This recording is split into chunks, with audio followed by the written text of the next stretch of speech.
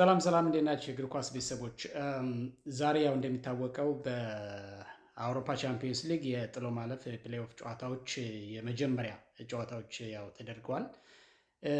እንግዲህ የተለያዩ ውጤቶችም ተመዝግበዋል። ግን በዋናነት በጣም መነጋገሪያ የሆነው የቤኔፊካ እና የሪያል ማድሪድ ጨዋታ ነው እና ይሄ ጨዋታ በነገራችን ላይ ጨዋታው ከመደረጉ በፊትም በጣም ሳቢ ሊሆን እንደሚችል የተለያዩ ክስተቶች ሊያስተናግድ እንደሚችል መገመት ይቻል ነበር። ምክንያቱም የቤኔፊካው አሰልጣኝ አወዛጋቢው ጆዜ ሞሪኒዮ ናቸው። የቡድኑ ተነሳሽነት አለ። በጣም ጥሩ የሆነ ተነሳሽነት ያለው ቡድን ነው ያለው ቤኔፊካ በነገራችን ላይ። ሪያል ማድሪድ ደግሞ ሪያል ማድሪድ ነው በአውሮፓ ቻምፒየንስ ሊግ እና የባለፈው ራሱ ሪያል ማድሪድ በቀጥታ ከምድብ በቀጥታ ማለፍ የሚችልበትን እድል ያሳጣው ቤኔፊካ ነው። ስለዚህ መልሶ ሲያገኘው የሆነ ጨዋታው የሆነ ግለት እንደሚኖረው ምንም ጥያቄ የለውም።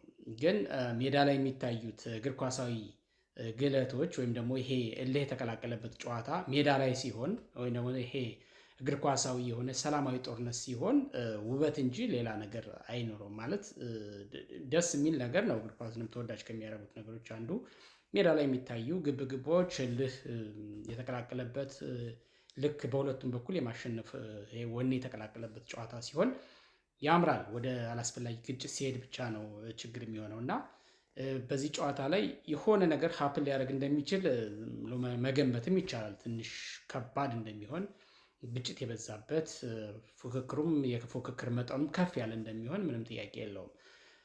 እንግዲህ ሁለቱ ቡድኖች በግምታዊ ነገር ማለት አቅማቸው ሲለካ ሪያል ማድሪድ የተሻለ ነው ብሎ ማሰብ ይቻላል። የማሸነፍ ቅድመ ግምትም ቢባል ቀድሞ ለማድሪድ መስጠት ይቻላል። ነገር ግን በሜዳቸው ነው ቤኔፊካዎች ይሄን ጨዋታ የሚያደርጉት ነበር እና ከዚህም አንጻር በሜዳና በደጋፊ ፊት መጫወት ደግሞ ራስን የቻለ የሆነ የሚጨምረው አቅም ስላለ ብቻ ይሄ ሁሉ ተደማምሮ ትንሽ ጨዋታው ማለት የሆነ ነገር ትንሽ ከረር ያለ እንደሚሆን ምንም ጥያቄ የለውም። እውነት ለመናገር የጨዋታዎቹ በሚደረጉበት ጊዜ ብዙ ምቹ ስላልነበረ የነበረ ሰዓት ባልተመቸ ሁኔታ ውስጥም ሆኜም ቢሆን የሪያል ማድሪድ እና የቤኔፊካ ነው ለማየት ጥረት ያደረኩት። ምክንያቱም ካሉት ጨዋታዎች በሙሉ የመረጥኩት በጣም በጉጉት ጠብቄ የነበረው ጨዋታ ይሄ ስለነበረ እና በጨዋታው ላይ የተከሰተው ነገር ግን በቃ ይሄ የእግር ኳስ ካንሰር ሊባል ይችላል። አላቅም፣ በእኔ አገላለጽ እንደዛ ነው ብለው ይሄ ዘረኝነቱ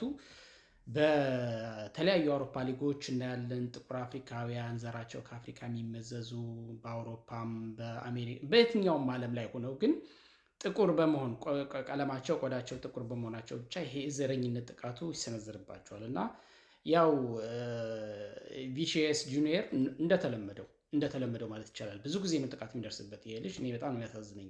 እሱም በጣም ስሜታዊ ነው። ስሜቱን ሃንድል የሚያደርግበት መንገድ ትንሽ የሆነ ስሜታዊ የሚሆነው ነገር አለ። ብዙ የምናውቃቸው ፕሮፌሽናልስ፣ ብዙ የምናውቃቸው እግር ኳስ ተጫዋቾች የዘረኝነት ጥቃት ይሰነዝርባቸዋል በደጋፊዎች። አሁን ልዩነቱ ምንድን ነው? እነዚህ የዘረኝነት ጥቃት የሚሰነዝርባቸው ተጫዋቾች ፕሮፌሽናልስ ናቸው፣ በጣም የታወቁ ናቸው። በብዙ መንገድ በልጠው ከሌሎች ነው መታየት ያለባቸው። የዘረኝነት ጥቃቱን የሚሰነዝሩት ግን ግለሰቦች ናቸው። እነዚያ ግለሰቦች በምን አይነት የአእምሮ ሁኔታ ውስጥ በምን አይነት ያሳሰብ ውስጥ እንደሆኑ አይታወቅም። ተራ ሰው የአእምሮ ችግር ያለበት ሰው ሊሆን ይችላል ምናምን። ኦፍኮርስ ጤነኛ ሰው እግር ኳስን በመሰለ መድረክ ላይ እንደዚህ አይነት መርዝ አይረጭም። ሲጀመር ያው በእርግጠኝነት ይህን የዘረኝነት እንትን የሚሰነዝር ሰው በእርግጥ ተጫዋቹ ነው። አንደኛው የቤኔፊካ ተጫዋች ነው እንግዲህ ሰነዘረበት የሚባለው። ከዛ ውጭ ከደጋፊዎች በጣም በተደጋጋሚ ይጮህበት ነበረ፣ ፕሮቮክ ያደረጉት ነበረ ምናምን።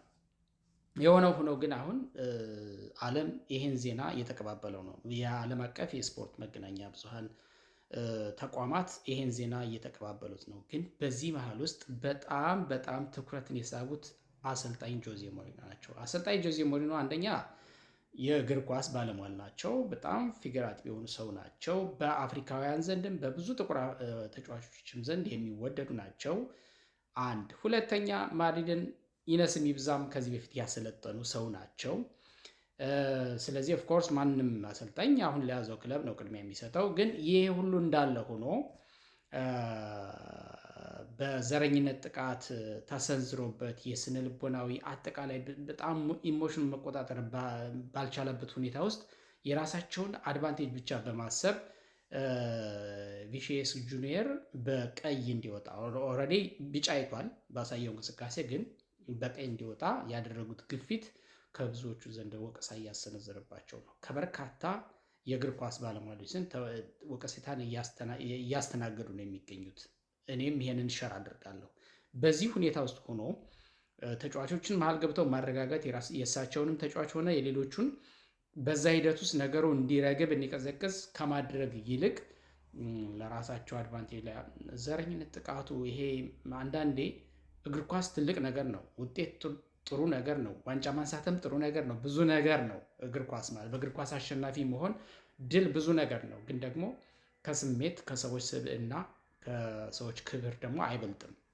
ምክንያቱም ሌሎችን ጥቁር የእግር ኳስ ቤተሰቦች የጥቁር ቆዳ ቀለም ያላቸው የእግር ኳስ ቤተሰቦች ከዚህ በፊት ያሰለጠኗቸው ተጫዋቾች ሁሉንም የአጠቃላይ እግር ኳሱን ማህበረሰብ አስቀድመው ማሰብና ለዛ ዋይዝ በሆነ መንገድ ነበር አክት ማድረግ የነበረባቸው እና ደጋግም የሚያየውት እንቅስቃሴያቸው ራሱ አክታቸው በጣም ከባድ ነው። ስሜታዊ ሰው ናቸው ይታወቃሉ። በእንግሊዝም በተለይ በእንግሊዝ ሊግ በነበሩበት ጊዜ ይሄ የሰው ክብር የሚባል ነገር የለም። እንደፈለጉ ነው የሚዘለጥጡት የሚዘልፉት ምናምን።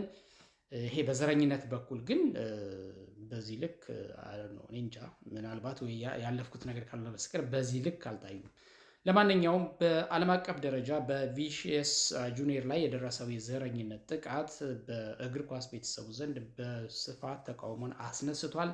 በዚህ ጨዋታ ግን ቤኔፊካ ተሸንፏል በሜዳውና በደጋፊ ፊት። የዚህ ሁሉ ሁከት መነሻ የሆነችዋም በ50ኛው ደቂቃ ቪሺየስ ጁኒየር ጎል በጣም የምትገርም ጎል፣ በነገራችን ላይ በጣም የምትገርም ጎል ነው ያገባው። የቤኔፊካዎች ግብ ጠባቂ ይሄ ትሩቢን የሚባል ልጅ የሚገርም ብቃት ነው ያለው። በስማ 6 ጎል መሆን የሚችሉ ኳሶችን አድኗል። አንድ ብቻ ገባበት። 7 ኢላማውን የጠበቀ ሙከራ የሞከሩት በነገራችን ላይ ማድሪዶች በዛሬ ጨዋታ በጣም ተጭነው ደብድበው ተጭነው እንደዚህ ተጭነው ተጫውተው አንድ ጎል ብቻ ማስቆጠር አልነበረባቸውም በመሰረቱ እና የዚህ የትሩቢን የሚባለው በረኛ ባለፈውም ታስታውሳላችሁ ማድሪድ ያስገባት ጎል ባለቀ በባከነ ሰዓት በቴስታ መጥቶ ነው እንግዲህ ወደዚህ ወደ ጎል አስቆጥሮ ነው እሱ ወደዚህ ወደ ጥሩ ማለፉ መግባት የቻሉት እንጂ ያችን ጎል ይሄ በረኛ ወይም ደግሞ ግብ ጠባቂ ሄዶ ባያስቆጠር ኑሮ ሲጀምርም ከፕሌይኦፍ ውጭ ነበር የሚሆኑት ቤኔፊካዎች። እና የሚገርም በረኛ ነው፣ የሚገርም ግብ ጠባቂ ነው። ስንት ኳስ ያድን እንደዋለ እና ማድሪዶች በጣም ተጭነው የበላይነቱ ወስደው ነበረ በዚህ ጨዋታ የተጫወቱት እና በ50ኛው ደቂቃ ላይ ተጭነው ብዙ ጥቃትና እንደው ማለት የሙከራዎችን ሲያደርጉ ከዋሉ በኋላ ወደ 16 ሙከራዎች ነበሩ። ከዚህ ውስጥ 7ቱ ኢላማቸውን የጠበቁ ምን ያህል ተጭነው ሲጫወቱ እንደነበረ ነው የሚያሳየው እና በ50ኛው ደቂቃ ላይ ጎል ካስቆጠረ በኋላ ያው ሴሌብሬት በሚያደርግ ደስታውን በሚገልጽበት ጊዜ ከደጋፊዎችም ከምንም ተቃውሞ ነበረ። ከዛ በኋላ ነው እንግዲህ አንደኛው ተጫዋች ጠጋ ብሎ በጆሮ የሆነ ነገር ያለውን እንግዲህ ማንም ዓለም የሰማው ነገር የለም። ሲጀመርም የከንፈር እንቅስቃሴ እንዳይታይበትም እንደዚህ አድርጎ ነው ሀሳቡን የገለጸው። ዞሮ ግን ሰድቦታል ነው። ቴሪ ዳንኤል ኦነሪ የቀድሞ የአርሰናል ኮከብ የቀጥታ በሲቢኤስ ስፖርት ተንታኝ እንደሆነ ይታወቃል። እዛ ላይ ምንድን ያለው በጣም ነው በቃ ውስጡ እንደተነካ የሚያሳውቀው። ሪያል ማድሪድን እንደ ክለብ አልወደውም አለ። ዛሬ ግን ከሪያል ማድሪድ ጎን ነኝ አለ። ምክንያቱም ይሄ የዘረኝነት ስድቡን ዳይሬክት ባልሰማውም ግን ከቪሺየስ እንቅስቃሴ ወይም ደግሞ ከሱ ሪያክሽን የሆነ ነገር ይገባኛል፣ የሆነ ነገር ይነግረኛል። የሱ እንቅስቃሴ ሳይሰድበው ዘረኝነት ቃላቱን ሳይሰነዝር በዚህ ልክ ሊሆን አይችልም። ስለዚህ ይሄ በዚህ ዘመን እንደዚህ አይነት የወረደ ተግባር በጣም በጣም የሚያሳዝን ነው ብሎ በጣም ሀሳቡን በጣም በተሰበረ ልብ ነው የገለጸው። ያው ጥቁር ነው እሱም እንግዲህ እንደሚታወቀው እና በጣም መነጋገሪያ ሆኗል። እንግዲህ ምናልባትም የቤኒፊካ ክለብም ደጋፊዎችም በአጠቃላይ ተጫዋቾችም ከአውሮፓ እግር ኳስ ማህበር አይ ቲንክ ቅጣት ይጠብቃቸዋል ብዬ እኔ በግሌ ገምታለሁኝ። እስካሁን ይሄን ቪዲዮ እስከምሰራበት ድረስ ያነበብኩት የተለየ ዜና የለም። ግን በጣም አሳፋሪ ነገር ነው እና ቪሺየስ ደግሞ በቃ ኢሞሽን መቆጣጠር የሚችልበት ሁኔታ በጣም አነስተኛ መሆኑም ራሱን ለዚህ ያጋለጠው ይመስለኛል። ዳንኤል ቬስ ሙዝ ሲወረውሩለት ሙዝ የበላበትን ሞመንት አስታወስኩ። እንደዛ በጣም በሳሎች እንደዛ ያደርጋሉ። ለማንኛውም ዘረኝነት ይውደም።